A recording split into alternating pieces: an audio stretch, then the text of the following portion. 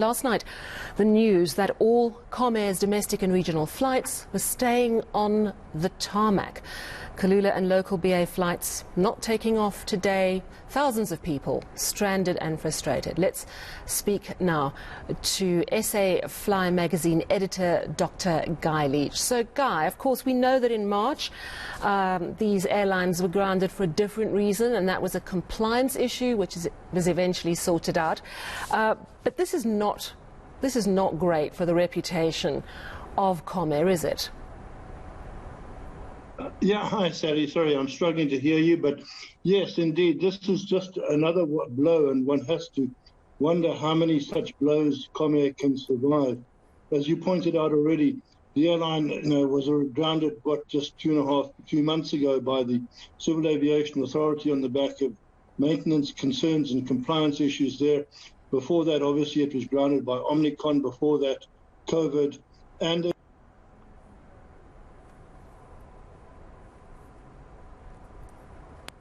it was very beforehand. Yeah, I can hear you. Thank you. And one has to wonder that if they haven't been able to raise the necessary operating funds now under business. Guy, I seem to have lost your audio. Guy, sorry to interrupt. We seem to be having intermittent audio. I'm going to try one more question with you.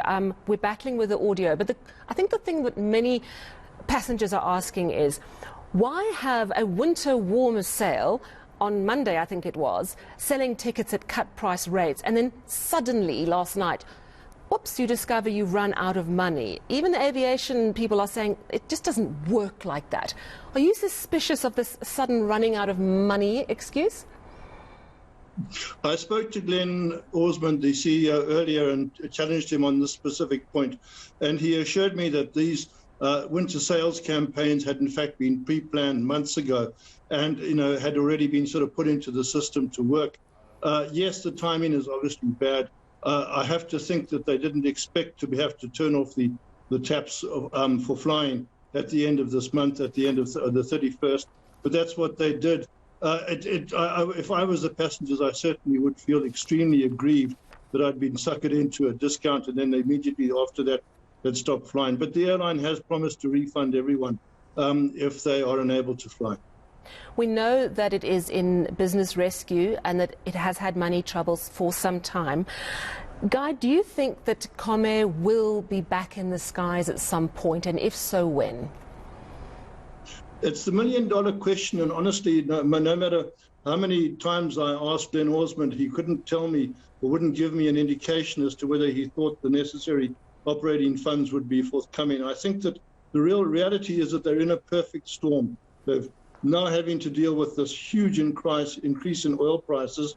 Every $10 increase in oil adds approximately 200 million rand to their costs over the year.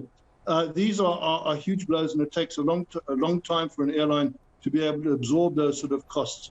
But I agree that the airline is fundamentally sound. It's got a good fleet, it's got excellent staff, it's got good routes, it's got an excellent reputation. The airline certainly deserves to be given the necessary funding to get it through this particular crisis. And it's also important that as South Africans, we're not just left with a single low-cost carrier. So that would be FlySafair if Comair fails to emerge from this crisis. And of course, Mango doesn't look like it's going to emerge at all either. So talk to me about the roots of this money challenge for Comair. Is it COVID and fuel costs, or is there more to it? And I'm thinking of what happened with SAA and its agreements with SAA, if I'm not mistaken.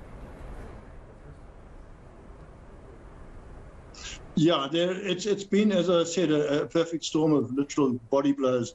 It started before even the COVID pandemic, because Comair had been, looking ahead and taken on an aggressive expansion path. It had ordered 5 of the new Boeing 737 MAX aircraft. It was expanding vertically by acquiring other service providers and so on, and that's really weakened its balance sheet. This is in strong contrast to airlines like FlySafair and Airlink, which continue to really invest and build their balance sheet So Comair was stretched beforehand. Then COVID arrived as that one of those black swan events out of the blue. Guy Leitch, I think... and COVID continued into the Omnicron version. And then, of course, now we've had this massive increase in fuel prices. And taken all together, those events make it obviously extremely difficult for an already weak airline. All right, Dr. Guy Leitch, we do have intermittent audio from you, but we got a very good sense of what is facing Comair. So thank you very much for your views this evening.